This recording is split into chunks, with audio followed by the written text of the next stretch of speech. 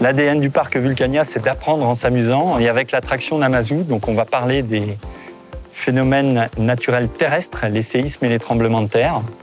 Et nous avons 3 niveaux de lecture. L'attraction Namazu en elle-même, en sortie d'attraction, donc un espace qu'on appelle « Pour en savoir plus », qui vous permet de vous documenter davantage sur les séismes. Et puis un 3e niveau de lecture avec une belle exposition animée par nos animateurs scientifiques.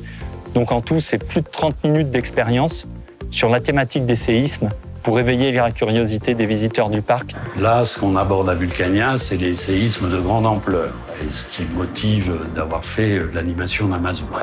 Depuis 2018, on a abordé le sujet sous un angle quand même plutôt physique et scientifique pour décrire un petit peu ce que c'est, aussi les conséquences sur les populations. Mais en termes de connaissances, pour le public de Vulcania, ils vont pouvoir être un peu plus immergés avec Namazu, avec un certain nombre de moyens.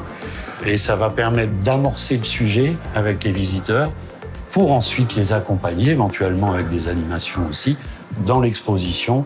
C'est-à-dire qu'il y a plusieurs niveaux de lecture entre le Namazu et l'exposition séisme.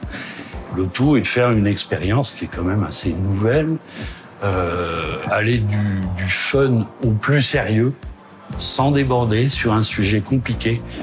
Et avec ça, on espère que les gens vont prendre conscience, un petit peu plus, vont connaître un peu mieux le fonctionnement de la Terre. Un des premiers challenges, c'était aussi de quelle façon on va aborder cette thématique.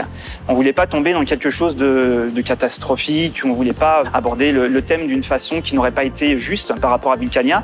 Donc la porte d'entrée, c'était vraiment le côté scientifique. C'est en choisissant cette accroche que le scénario a pu commencer un petit peu à se développer. Donc les visiteurs vont être invités à visiter la base scientifique Namazu. Donc la visite va tout d'abord commencer à l'intérieur du laboratoire où ils feront la connaissance de Jeanne, donc, qui est la responsable scientifique de l'équipe Namazu, qui va un petit peu leur expliquer ce qu'ils sont en train de faire à cet endroit. Et nous, en tant que visiteurs, on est invités à venir la rejoindre sur le terrain. Donc pour cela, on va emprunter des petits véhicules qui ressemblent à des buggy tout-terrain, sauf que ça ne va pas exactement se passer comme prévu et on va avoir beaucoup de surprises assez mouvementées. On veut faire vivre au public de Vulcania un tremblement de terre. Et pour ça, on va utiliser un certain nombre de dispositifs, donc des dispositifs scénographiques, des dispositifs dynamiques. Et en fait, le rôle d'AMAC, ça va être d'intégrer des personnages dans ce dispositif pour commencer à faire histoire et emmener les gens progressivement d'une connaissance générale des séismes à vivre réellement ce que pourrait être un séisme à Vulcania. On a créé des personnages pour qu'ils habitent le lieu et qu'ils nous accompagnent pendant l'ensemble de l'expérience. Donc, un personnage qui est la chef de la station, qui est sur le terrain et qu'on va devoir rejoindre, et puis un autre personnage avec qui elle est en dialogue par radio, qui s'occupe de toute la technique de cet espace et qui va nous accompagner pendant le parcours. Les personnages de Jeanne et Ben sont vus dans 3 situations différentes. Au Japon, en Turquie ou en Auvergne. Chaque fois, on voit Jeanne sur un fond de décor de la région correspondante. Nous avons été obligés de bâtir des décors de toutes pièces en mélangeant des bases de données de terrain, des bases de données de véhicules, des bases de données de bateaux, de végétation qui bouge au gré du vent et de matte painting 2D, tout ça étant composé pour donner l'impression d'un fond réel et dynamique.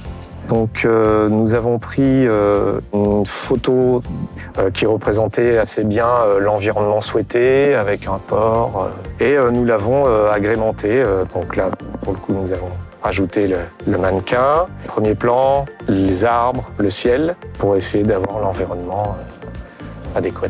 Là, pour ce décor-là du Japon, on a dû recréer entièrement l'environnement en 3 dimensions.